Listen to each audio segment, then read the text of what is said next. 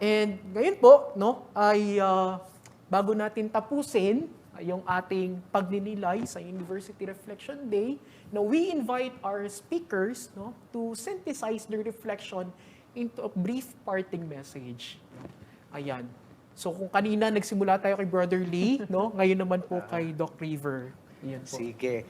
Sa atin ang paglilingkod sa ating kapwa, lalo na dun sa ating mga kapwa na nasa laylayan, ay hindi siya matuturing na responsibilidad.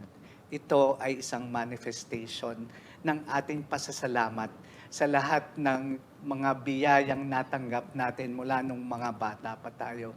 Kung ating bibilangin lahat ng mga biyaya, kulang na kulang pa yon sa mga bagay na pwede nating gawin.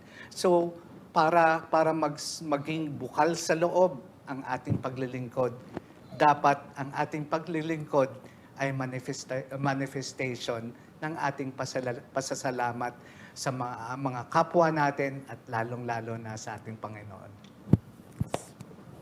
Akin naman po, ang belonging o pakikisali ay isa sa mga nagbibigay ng meaning or kahulugan sa buhay ng isang tao.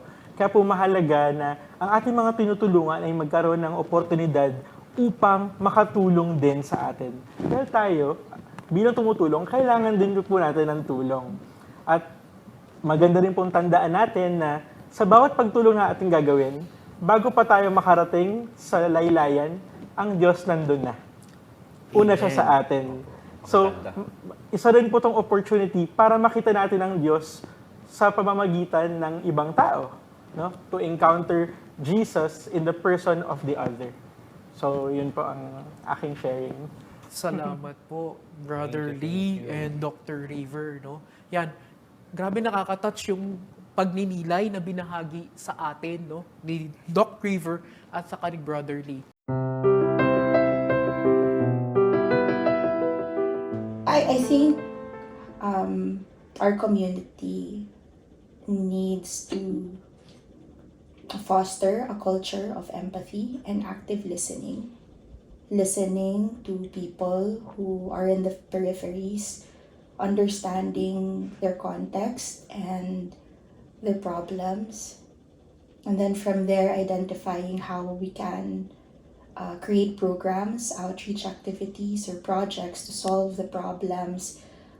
And as we do that, as we create these initiatives to address their needs, we must embody God's presence and always be reminded of the life and legacy of St. John Baptist de La Salle. We want to make sure that everybody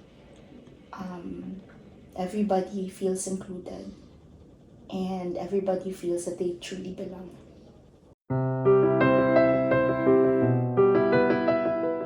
Now, bago natin tapusin yung ating pagbabahagi ngayong araw na to, meron lang din akong gustong ibahagi, no? Yan. Kanina pinagninilayan natin at doon umiikot yung ating pagninilay, no? Yung God's presence, no? Ayan. And then nabanggit din naman sa ating pagninilay, no, yung ating identity bilang Lasaliano, no. Merong isang pagninilay na ginawa yung isang brother, no, si Brother Zenel C, no. Sabi niya doon ay faith, service, and communion. Paano daw ba natin pagninilayan ang presensya ng Diyos doon? Sabi niya, doon daw sa faith, ay ganito daw ho, no? Seeing God's presence, no? Nakikita ang presensya ng Diyos. At yun yung binahagi din kanina sa atin ni Brother Lee. Seeing God's presence or seeing in the eyes of faith, no? Service, no? Sa service daw ho, paano daw natin makikita ang presensya ng Diyos, no? Number 2 is being God's hands or being God's presence, no? Tayo daw magiging kamay ng Diyos. At pangatlo daw ho, no, yung communion or communion in mission and together and by association.